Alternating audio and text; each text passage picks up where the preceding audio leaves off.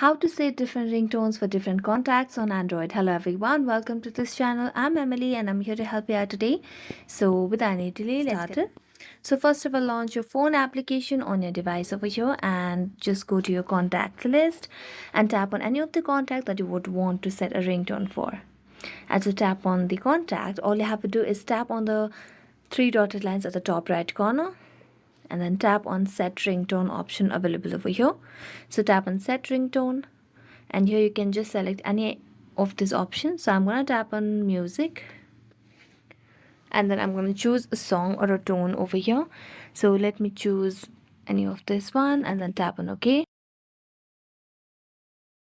You have set a ringtone for this particular contact. You can do the same process for other contacts as well.